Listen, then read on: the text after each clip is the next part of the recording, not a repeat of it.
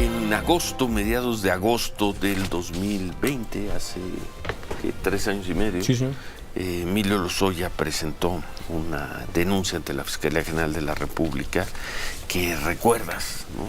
De hecho nos tocó sacar un adelanto a nosotros. Ya no recuerdo bien cómo fue el manejo de la información en ese día, pero bueno, creo que nos tocó a nosotros adelantar esa información y acusaba a 20 y tantas personas. Sí, a una lista larga. Personas, comenzando por los expresidentes Peña Nieto y Calderón, acusaba al exsecretario de Hacienda Luis Videgaray, a gobernadores, al de Tamaulipas, Francisco García Cabeza de Vaca, al de Querétaro, Francisco Domínguez, a 2 personas que habían sido candidatos a la presidencia en el 2018, José Antonio Meade y Ricardo Anaya, a exdirectores de Pemex, a Ernesto Cordero, a Salvador Vega, a Jorge Luis Lavalle. Metía gente que uno decía, bueno, ¿qué tuvo que ver ahí? Como David Penchina, a Carlos Treviño, también exdirector de Pemex, y también al final, como un pilón, no sé si por una ocurrencia o por qué, algún día habrá que preguntárselo, a ver si lo quiere contar el por qué Emilio Lozoya, a la periodista Lourdes Mendoza. El caso se presentó como el que cambiaría la historia de la investigación y la lucha contra la corrupción en México, y 3 años y medio después, pues aquí estamos. No hay nadie en la cárcel. No, sí. Nadie. No. Y no hubo, contra la mayor parte de estas personas, no hubo ninguna acusación, no hubo ningún requerimiento por parte de la autoridad. Y ayer, yo diría que en un hecho que creo que despertó muy poco interés, muy poca atención. Estuvimos los medios porque teníamos que estar, pero daba la impresión de que ni a Emilio Lozoya le importaba el caso de Emilio Lozoya. Ayer, Emilio Lozoya, por uno de los 2 cargos que se le acusa, ya había obtenido en uno de ellos el beneficio de poderse defender fuera de la cárcel. Ayer lo obtuvo el otro, salió de la cárcel y se va a su casa o se va a una casa y ahí se seguirá defendiendo, y así se va pagando el caso de Emilio Lozoya. Sabemos que la investigación continúa, que lo único que se hizo ayer fue cambiarle la medida cautelar, ¿no? Para que se defienda en su casa y no en la cárcel. Pero pues esto es lo que queda del caso Emilio Lozoya. Lourdes Mendoza, periodista, gusto en saludarte siempre, Lourdes, buenos días. Querido Ciro, muy buenos días. Querido Manuel, muy buenos días. Y pues sí, el caso de Emilio Lozoya dicen que se está acabando, pues para él y para la Fiscalía General de la República, quien, yo me he cansado de decirlo, con este teatro judicial que, como bien dicen ustedes, comenzó en agosto del 2019, lo que se buscaba la Fiscalía y la 4T de la mano de Emilio Lozoya era crear un gran teatro judicial para perseguir a los incómodos, para perseguir a los que el gobierno y la Fiscalía llaman sus opositores. Y como bien dicen ustedes, había entre ellos 16 hombres, 3 expresidentes, 2 excandidatos a la presidencia, legisladores, gobernadores, una sola mujer era yo. Y bueno, déjame decirles ya hoy, al paso del tiempo, pues a lo mejor es que creyeron que con eso, o sea, 16 hombres y una mujer, pues ya había paridad, ¿no? O sea, a lo mejor yo valía por los 16 hombres. Todos ellos en su momento fueron acusados por miles de millones de dólares, yo por una bolsa. A la única que hace en Trending Topic fue a mí. El presidente dijo de mí que yo era la anécdota de la denuncia. Esta periodista, ya saben, que cobra bolsas por escribir bien, y dije que me iba a defender. Y al día de hoy, como bien dice, 3 años y cacho después, la única que le ha podido ganar algo a Emilio Lozoya soy yo. Le gané ya 3 instancias en el daño moral. No he podido judicializar la denuncia por falsedad de declaraciones porque duerme el sueño de los justos en la Fiscalía de la Ciudad de México. Y también le metí una denuncia por amenazas, porque se la pasaba en la cárcel diciendo que estaba en la cárcel por mi culpa. Y pues no, está en la cárcel o estaba en la cárcel porque es un criminal confeso. Y entonces me dieron medidas cautelares nada más en contra de su abogado, que no se me podía acercar. Sin embargo, pues yo espero que ahora la Fiscalía de la Ciudad de México pues haga lo propio y me ponga las medidas que en su momento mis abogados y yo requerimos, ¿verdad? Bueno, el fin de semana, si así lo desea, Emilio Lozoya podrá ir a cenar a la Junán. Puede hacer desde hoy lo que quiera. Creo que no, Miriam, porque le iban a entregar el brazalete, le daban 72 horas. Pero bueno, el sábado, la próxima semana, en las próximas horas, podrá regresar a cenar al Junán, Lourdes. Así es increíble, pero como les decía, se está, mira, ¿cómo estás? Buenos días. Mira, se está confirmando lo que les decía, o sea, si la Fiscalía hubiera querido hacer un caso para no nada más tener discurso de la 4T, sino que si fueran en contra de la impunidad y se acabara la corrupción en este país, hubieran hecho una buena carpeta de investigación, hubieran integrado bien la carpeta. Lo que pasa es que nunca quisieron que esa carpeta funcionara. Ellos lo que querían era tener nada más la narrativa.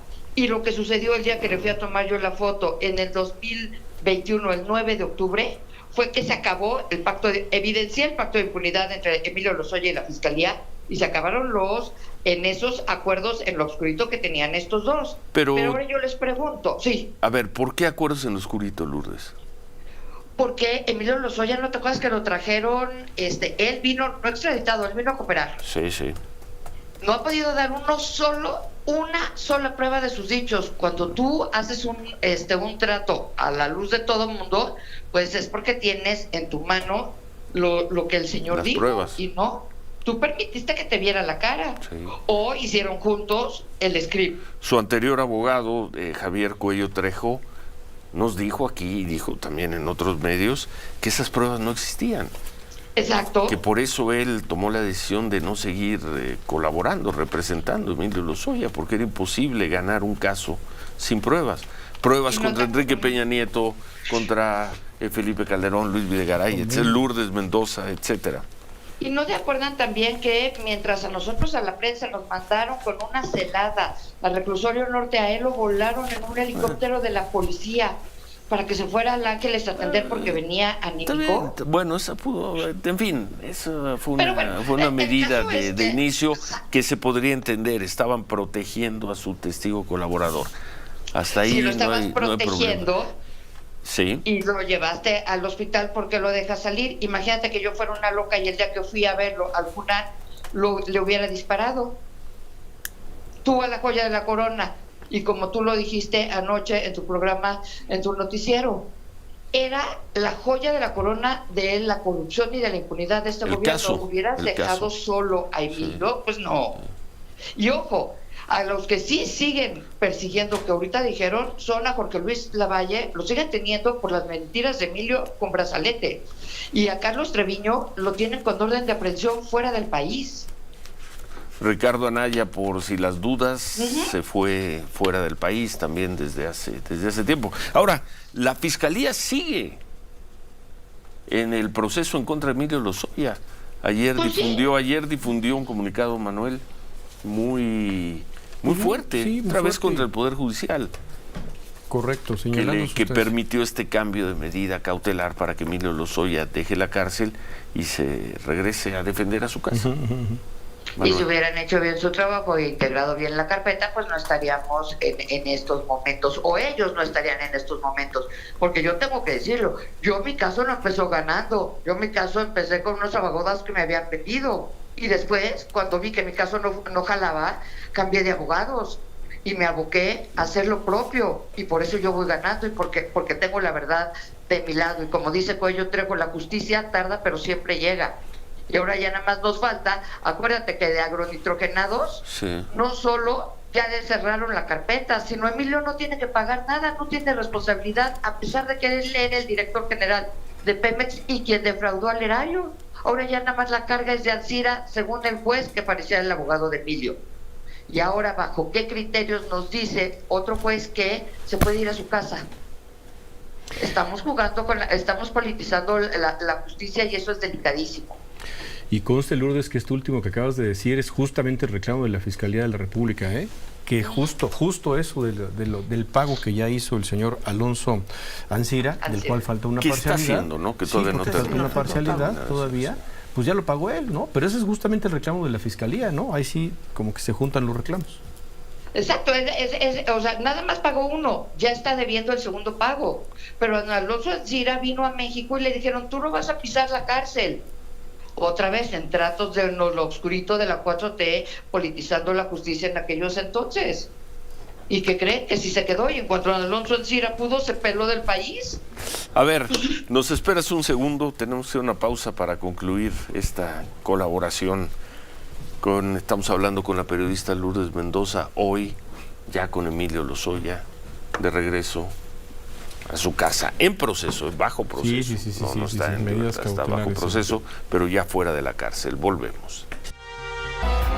7:39, concluimos. La periodista y además querida amiga Lourdes Mendoza. Entonces, tu balance, Lourdes, 3 años y medio después, más o menos son 3 años y medio después de aquella acusación tronante de Emilio Lozoya contra una gran cantidad de personajes públicos. Más hay que recordar el momento en el que se hacía, ¿no? Días antes habían metido a la cárcel a Rosario Robles, pocas semanas antes habían metido a la cárcel al abogado Juan Collado. Era ese momento. Ellos ellos los metieron a la cárcel en 2019. Luego vino la pandemia, en fin, era aquel momento. Vino Emilio Lozoya, se anunció que sería un testigo colaborador, presentó esta acusación, causó una gran conmoción informativa. Sabemos cómo tocó a muchas personas porque hablamos con ellos, incluso antes de que diéramos a conocer la información, ya me acordé, la dimos a conocer en la noche, en la televisión. Hablamos con algunos de ellos y verdaderamente estaban tocados, conmovidos y muy preocupados porque lo estaba acusando Emilio Lozoya. Todos decían que sin pruebas. Bueno, y entre ellos a ti, Lourdes. Y mira dónde estamos 3 años y medio después. Y mira lo que es la vida. Emilio Lozoya solito se ha pintado de cuerpo completo. Mientras Rosario Robles estuvo 3 años injustamente en la cárcel por una licencia y un juez, a modo que le pusieron, un juez de consigna que le pusieron, nunca se dobló y nunca habló en contra de nadie. Emilio Lozoya sí se prestó a esto, se prestó a este teatro judicial y lo pintó de cuerpo completo. Pero déjenme decirles, ayer, Emilio Lozoya buscó él salir de la cárcel, que le cambiaran la medida cautelar y lo logró. Pero se le ha olvidado que por su culpa, por su corrupción, por él haber aceptado estos cochupos y haber hecho el daño al erario, tiene a su hermana huida desde el 2019, a su mamá con brazalete. Su papá quedó exhibido, ¿se acuerdan? Con las grabaciones que se dieron a conocer entre el fiscal y su papá. Sí. Él ya no está casado, pero su exesposa tiene orden de aprehensión por su culpa y no ha podido ver a sus hijos. Creo que eso habla del ser humano o de la persona que estamos hoy hablando y de por qué este teatro judicial no salió adelante, porque era una puesta en escena. Y concretamente, Lourdes, un asunto muy significativo en su momento, porque con eso comenzaba Ciro, es 2 años, 3 meses, 17 días después de tu fotografía aquella de ese fin de semana, pues en el restaurante aquí en Las Lomas, ¿no? Comiendo el famosísimo pato laqueado en el Junán. También ese es otro momento significativo, porque es realmente por eso, por el enojo del presidente, la furia del presidente y la acción de la justicia que lo llevan a la cárcel, cambio de medidas cautelares. Un mes después de la foto. Sí. Así es, porque dijo el señor presidente de la mañanera que si bien no era ilegal, sí había sido inmoral. Y en esos entonces también la 4T, Genaro Villamil fue el primero que comenzó a decirme que esa foto no era que no era cierta y que yo no había ido. Y en redes me Genaro Villamil defendía a Emilio Lozoya.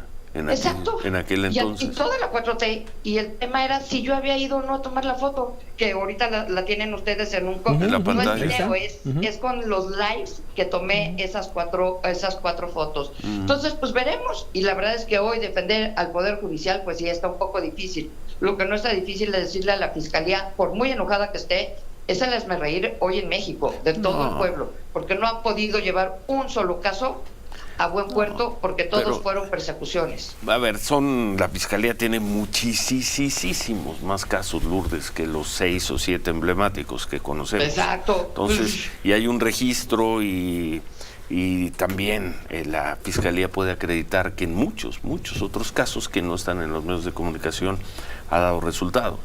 Aquí estamos hablando de uno que es muy emblemático. el de Emilio Lozoya, y repito, porque se presentó en su momento, y lo presentó el gobierno, ¿eh? Si bien era un caso judicial, era un caso de fiscalías, de jueces, el gobierno se montó sobre esto. La mañanera le dio gran vuelo, el presidente López Obrador le dio gran vuelo, y mira los resultados. Nada. Y mira los resultados. Y bueno, Nada. pues ahí está el libro de Hernán. Quien lo pueda leer, ahí están todos los casos que han sido casos que fueron de persecución y ninguno ha podido llevarlo a buen puerto. Ahí está el caso de Murillo Karam. Murillo Karam está en la cárcel. Lo tienen, bueno, está en un lo hospital. tienen muriéndose en un hospital de Tepepan, como si él hubiera mandado matar a los 43. Bueno, pues algo más para Lourdes. Nada más para Lourdes. Gracias siempre, Lourdes Mendoza. Al contrario, gracias a ustedes. Gracias. Muy buenos días. Gracias. ¿Algo más, Miriam? Yo sí tenía, si quieres, Miriam, yo tenía una opinión sobre el tema de lo que dice Lourdes. Me hace pensar sobre lo que dice, que queda en duda, ¿no? El desempeño del Poder Judicial. Yo tendría un apunte, porque además está registrado sobre lo que quisiera decir, pero si quieres, Miriam. No te entendí nada, pero bueno, ¿tú?